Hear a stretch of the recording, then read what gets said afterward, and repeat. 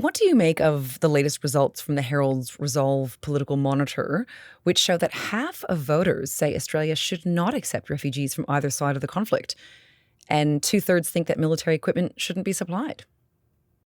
The poll results in the Herald and the Age today are really interesting and quite revealing about Australians' attitudes to this conflict. What it reveals, I would put it on two levels.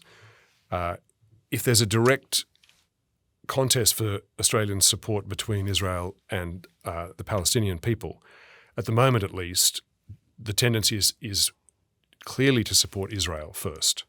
So I think it's 31% of respondents said they wanted Australia to support Israel, politically support Israel, and only 7% politically support the Palestinians if they're given a binary choice. So that's more than 4-1 in favour of Israel. That's quite interesting, and that permeates all the results. That general tendency to favour Israel over the Palestinians.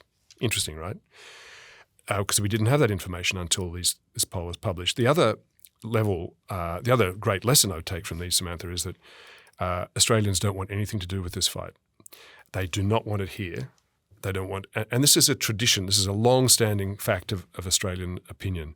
Australians do not want foreign conflicts brought onto our soil. We do not want immigrants to bring their historical grudges and bitternesses into our communities. It's just very strong and consistent over the years. So, for example, in the poll today, you saw just simple things like whether flags should be flown, either Israeli flag or a Palestinian flag should be flown on public buildings. 68% of people said no flags at all from either side. Nearly 7 out of 10 people saying, nah, we just don't want any of this to intrude on us. Even, interestingly, allowing marches and protests by local Australian supporters of either side. Some said, yeah, okay, a few percent said Israel, a few percent said the Palestinians. But a majority, 52%, said no marches and no protests at all for either side.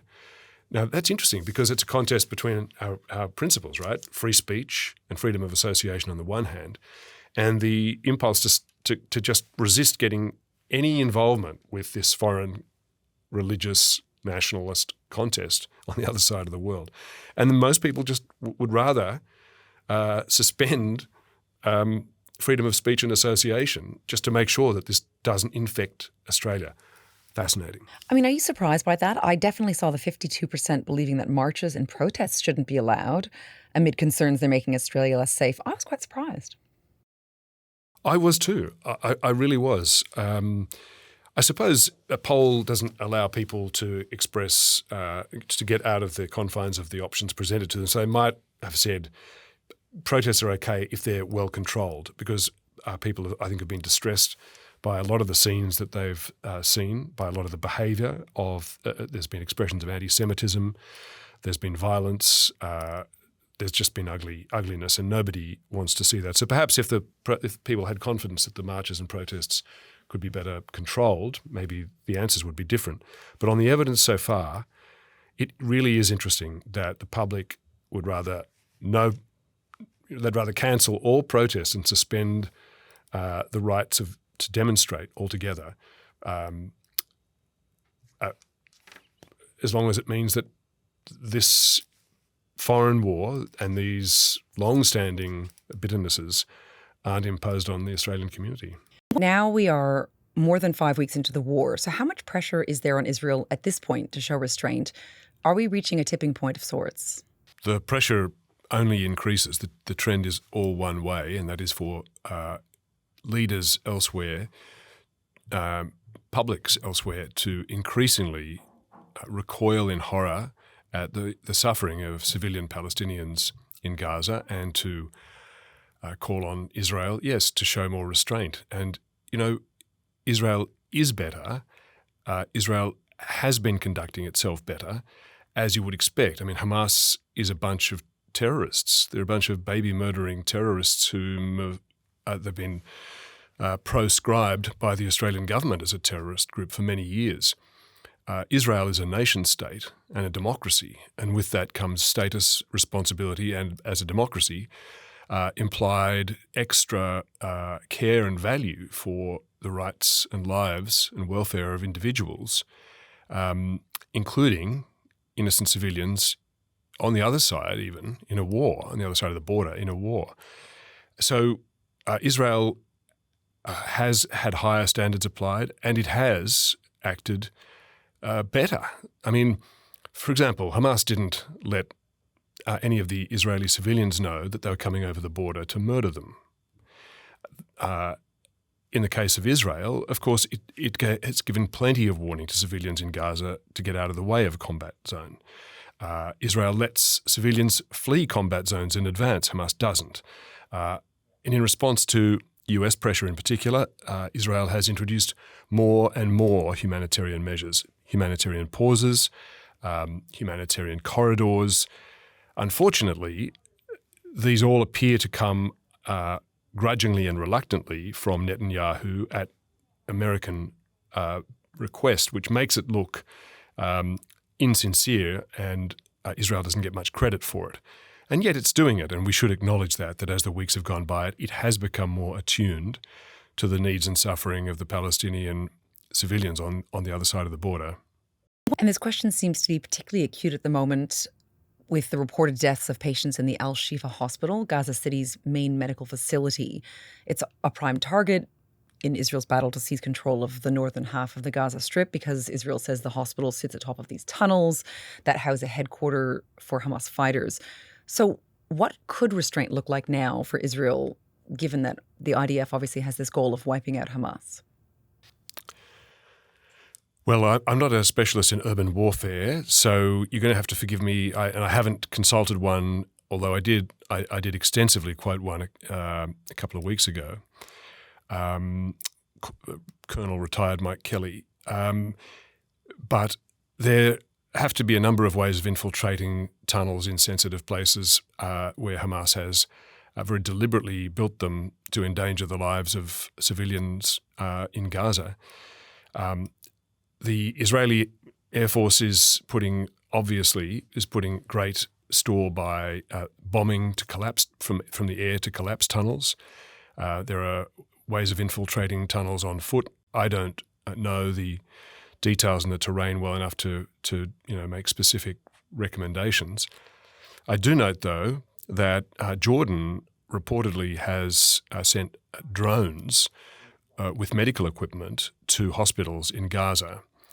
Now, if the Jordanians can do that to supply, desperately needed medical gear and supplies to hospitals in Gaza, then others can too. That would have to be an option for Israel, for example.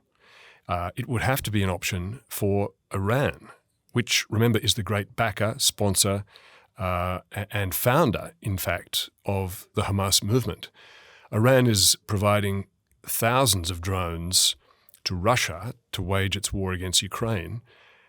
Surely it could spare a few to help the Palestinian civilians stuck in hospitals without supplies, and yet we don't see any sign of that. The US would have that option as well.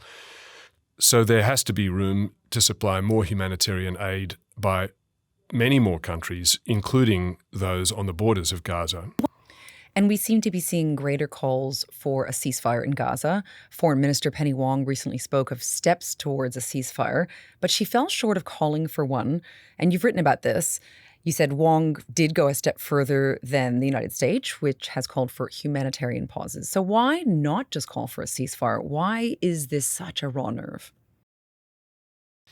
It's a raw nerve. I've called it the C word because people are reluctant to use it in polite company, the ceasefire word. And the reason is that it's seen reflexively almost as a call on Israel to limit its ability to defend itself legitimately.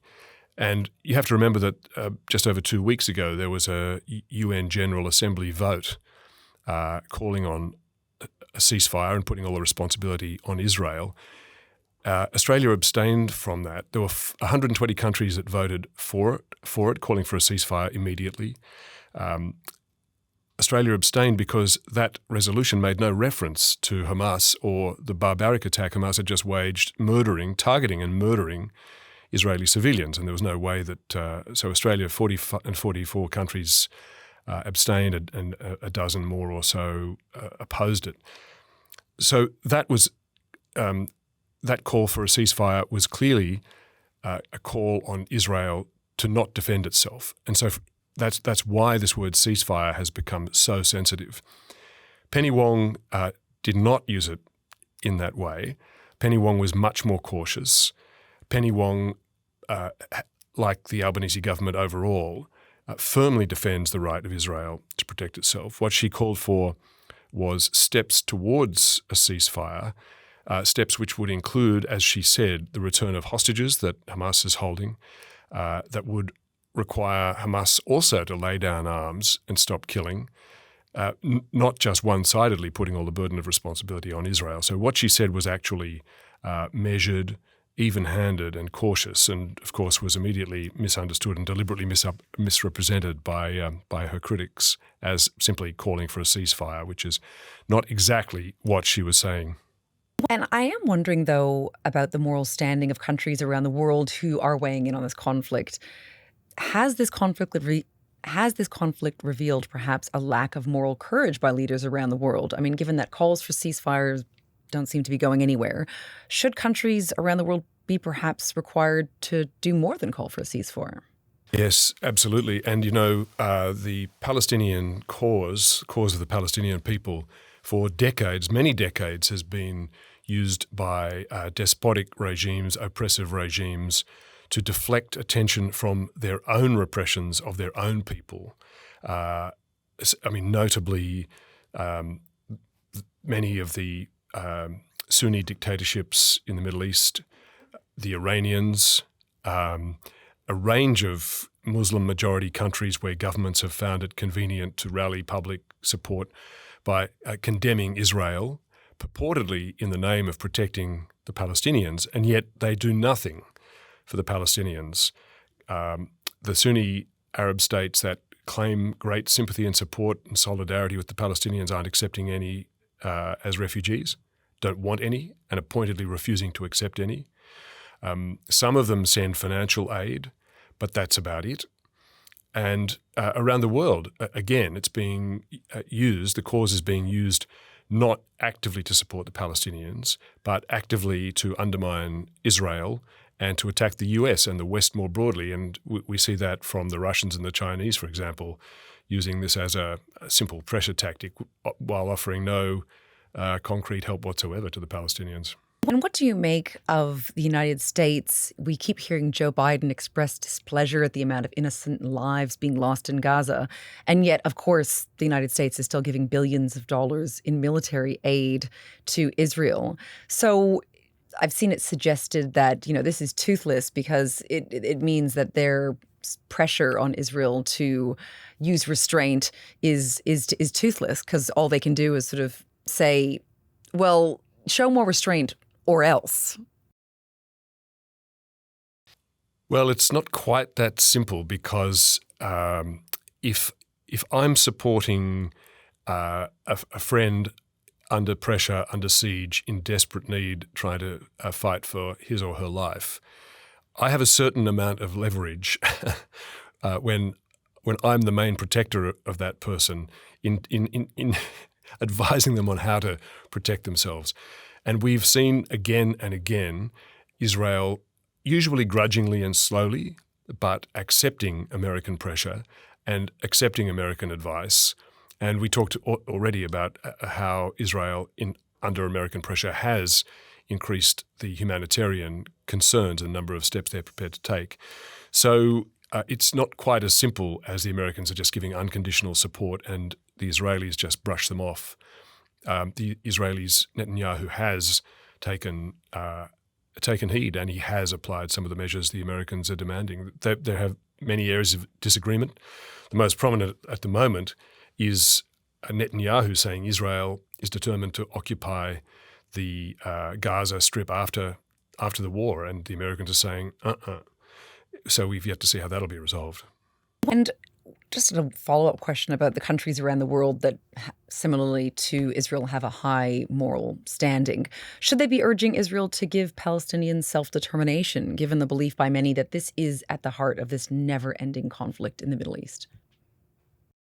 Well, most of the democratic developed countries, most of the countries that are defending Israel's right to defend itself, are looking towards, or are canvassing at least, or calling for a two-state solution, and that does imply Palestinian self-determination eventually. But of course, to get to that point of how to negotiate that, that's on the other side of this conflict. So it's too early to see it taking shape. But that is a concept which Netanyahu had buried, and yet is now revived and commonly called for and imagined as a necessary solution, long-term solution to the problem of the Palestinian-Israel conflict after this war. And whether it's Netanyahu who's going to be confronted with those calls after this conflict, or whether it's going to be left to his successor, which is, in my view, more likely, because Netanyahu politically is finished once the combat is over. We'll see. Is there any suggestion, though? Do you think that a successive Israeli government, or the current one, should it stay in power, which looks very unlikely, would be again receptive to really putting on the table again this two-state solution, which has sort of receded, I guess we could say, for quite a long time? Well, it was, as you know, it was the settled position of Israeli governments for years, two-state solution, and interest in exploring it within Israel is reviving, and I imagine will continue to revive now that the people are interested in finding an enduring long-term solution, and Netanyahu's position has been exposed as complete failure. And Peter, I'm really interested in something you wrote in your most recent column, and it touched on how domestic politics or regional politics impact what various countries are now calling on Israel to do. Specifically, you wrote that Indonesia is exerting quiet pressure on Australia to take a harder line on Israel and a more sympathetic one towards Palestinians. So what are you hearing behind the scenes, and what are the political realities that have led Indonesia to put this pressure on Australia? Well, it's a reminder to Australia that we aren't America. We aren't located in the Atlantic somewhere. We have our own unique geostrategic circumstance, and dominating that is the fact that the world's most populous Muslim country dominates our northern approaches. There's 250 million Muslim Indonesians. And, we sort of blot that out most of the time because we spend our time absorbing so much American and British pop culture, we imagine we live somewhere else. But the geography doesn't shift, and Indonesia's not going anywhere. And behind the scenes, as you say, it is true that well-placed sources tell me the Indonesian government has been quietly trying to persuade the Australian government to take a harder line on Israel and a more supportive line of Palestinian civilians. And they've said nothing in public, and the Indonesian government has said nothing, and the political figures in Indonesia have not singled out Australia. But the president of Indonesia, Jokowi, Joko Widodo, universally known as Jokowi has, from the very outset, taken a very hard line, putting all the responsibility on Israel, demanding that Israel stop any military activity immediately, and he has the universal support of the political parties in Indonesia. It's a simple reality that Indonesia has the Indonesian public, and at the moment its political leaders have zero sympathy for Israel and maximum sympathy for the Palestinians. And it's the same a little further to the north in Malaysia, where Anwar Ibrahim, the Prime Minister, and who has a history as a very liberal and progressive bloke, he's taken just as firm a stance. In both those countries, they're approaching elections, it's important to note.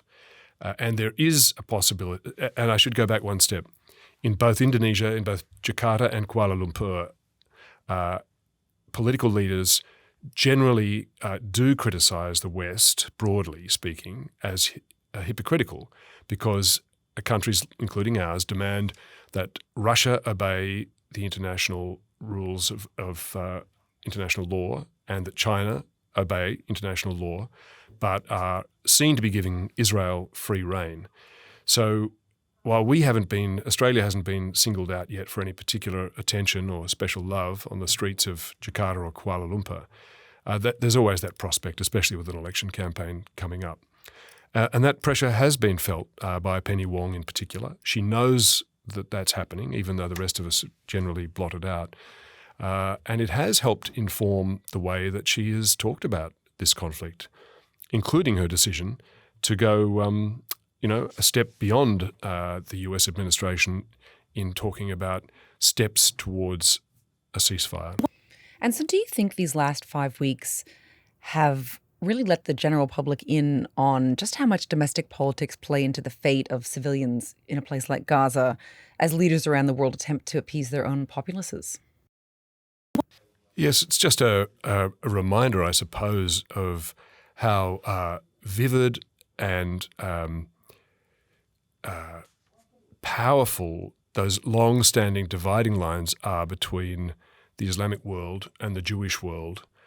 So these are centuries-old animosities that are inflamed by this, and that in turn inflames the publics in Muslim-majority countries, in countries that have large Israeli or Jewish populations. It is a reminder of the potency of those sentiments, and governments in those countries, governments everywhere around the world, to one degree or another, do either respond to or pretend to respond to or cater to the concerns of their publics. Absolutely. And I wanted to ask you, Peter, what it's like for you to actually cover this conflict, this war, and how you decide what to write and what terms you use, given how much blowback some journalists are actually getting for their coverage. I'm thinking of the recent staff meeting at the ABC last week when more than 200 ABC journalists criticized the public broadcaster's coverage of the war in Gaza, saying it's too pro-Israel. So when you sit down at your desk to write, what goes through your mind? Well, I'm guided by the same principles that guide me on any subject that I write about, or I try to stay guided by by my principles. I'm not an ideologue. I've been to Israel. I've been to the West Bank, but I'm not steeped in a history of deep support for either side.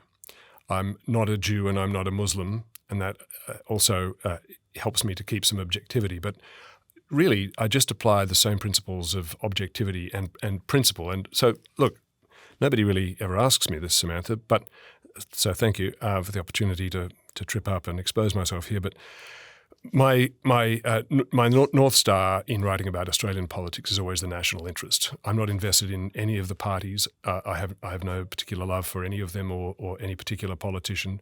I'm guided by what's best for the country, and that's almost always sensible policy and the parties that are actually trying to fix something rather than just posture.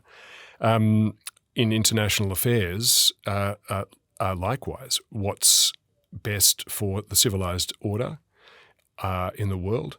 What are the principles of international law and simple humanity, and how are they best served? And they are the principles that guide me. I'm completely uninterested and immune to pressure from either side. I've been in this business for more than 40 years. I've made every possible mistake. I've blundered up every possible dead end, offended every possible interest in those years, and I try to avoid all those pitfalls. But truly, I just try to apply my principles and to keep journalistic objectivity insofar as it's humanly possible. Right. So no sort of greater nervousness or anxiety this time around, because obviously you've reported on any number of conflicts and incredibly contentious, I guess, matters around the world. And I know at the ABC there was, all kinds of complaints about the so-called unwillingness at the ABC to use certain terms like invasion or occupation or genocide, so that you don't have any sort of specific, you don't sort of torture yourself at the keyboard thinking, oh God, what do I say? What about this word? It is a subject of unusual sensitivity, and so I suppose I am particularly careful. But I am on I mean, the sorts of subjects that I write about and deal with and you talk to me about, they're all important, sensitive, almost always life and death, and almost always civilizational. So it is particularly sensitive, and that's absolutely true. But I don't know if it's any more sensitive than many of the other subjects and the dreadful things that humans do to each other and how to report on those around the world. And so, Peter, as a last question, in terms of where Israel could go from here, what could an endgame look like, I guess, here for Israel? Could Israel end up winning the battle but losing the war, so to speak? And what would that mean for the country? Short answer is yes, Israel very well could end up winning the battle of the destruction of Hamas and the death of every Hamas terrorist, and yet lose the war. That is entirely possible. And the two biggest risks there, the most present and most virulent, or the more virulent, is that Iran decides to escalate. We still haven't seen indications from Iran, apart from some rhetoric, but in terms of action, we've seen only the slightest indications that Iran is mobilizing more of its forces around all the vectors pointing in, the hostile vectors that Iran has pointing towards Israel. It's almost entirely been left to Hamas. There's been a little bit of fire from Hezbollah, which is another Iran proxy. There's been some activity from the Iranian-backed militias in Syria. There have been some missiles flung from the Houthi rebels in Yemen. All of those are Iranian proxies, quite apart from Iran's own direct military capability. And so far, none of those have been fully activated against Israel, only Hamas. The real and most potent possible threat to Israel is that Iran fully escalates, that it activates all of those proxies and directly attacks Israel. The existence of Israel then would be in question. It would be prone, it would be vulnerable to being carved up, and the Israeli public, forced to leave, to abandon large parts of the country. That is a real and present risk, and that's why the US has been so firm from the very beginning in putting 2 aircraft carrier battle groups, which are entire, constellations of military power. Each of those, it's not just a ship; it's constellations of power, and deploying across the region to discourage any Iranian escalation. And that remains a threat, and that will continue to remain a threat.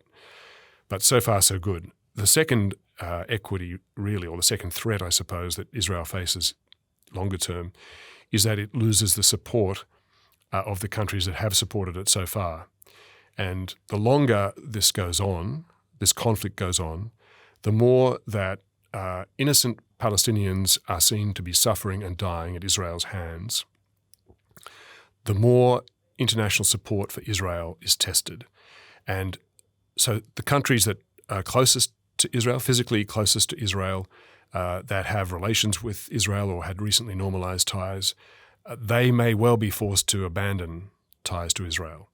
Other countries in Europe, countries like Australia, countries like the US even, although that's the hardest nut to crack in terms of trying to deprive Israel of support. These countries' political and public support for Israel might well suffer, and Israel might find its security in the world to be less, might find its situation more precarious than it was on October 6.